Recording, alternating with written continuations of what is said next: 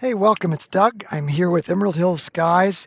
We are out under a nice clear sky tonight, and we're going to, first of all, look at NGC 1535.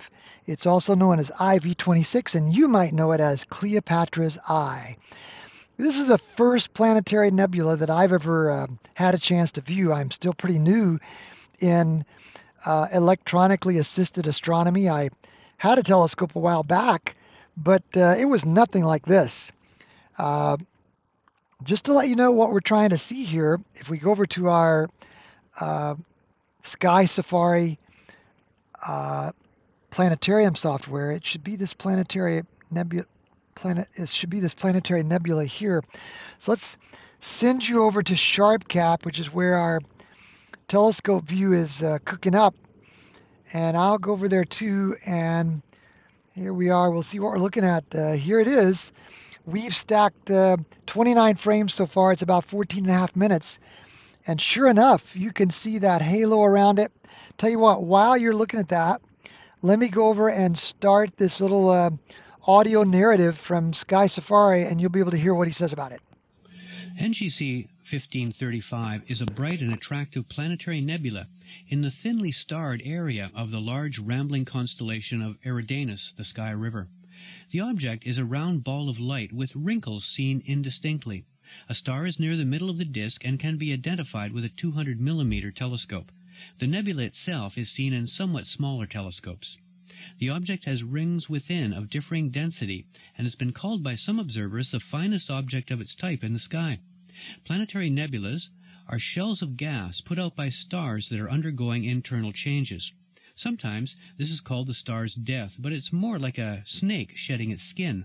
The star remains and will go on shining for a very long time after the loss of its outer layers. I just think that's pretty fascinating that you are looking at. Wonder how far away that is. Let's just see if we can find that out. 5.6 kilolight years. So is that 5,006? No, that would be, see, 5.6 kilolight years. So that would be, yeah, 5,600 light years, right? Yeah, 5.6 kilolight. 5,600 light years, I believe. Anyway, that's a long ways away. It's very, very small, as you can see, only about 30 arc seconds wide. You got that well concentrated central area, and in our stacking, pull that black over so we get the full black. I don't know if we can bring out any more of that core or not. Yeah, there's that little white dot I was trying to help us see. Look at right in the center of that core. You can see a little tiny white dot. That's like the core of the star. Look at that.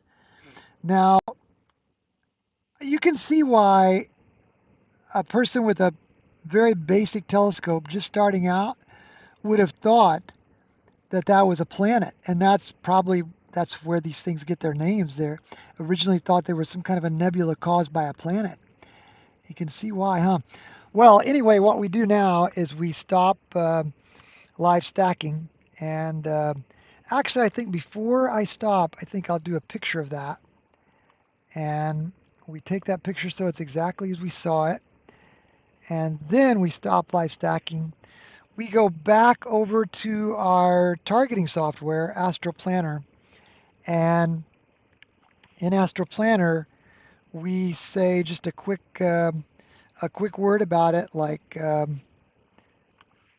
wow, my first planetary nebula, fascinating. Then in the attachments, we add this picture that we snapped. We go grab that.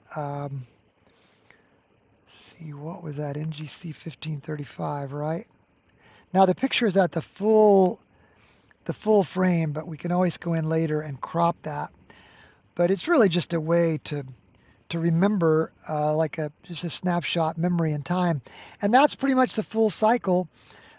Thanks for joining us here at Emerald Hill Skies to see a planetary nebula, and we got to do this together. First time I'd ever seen a planetary nebula.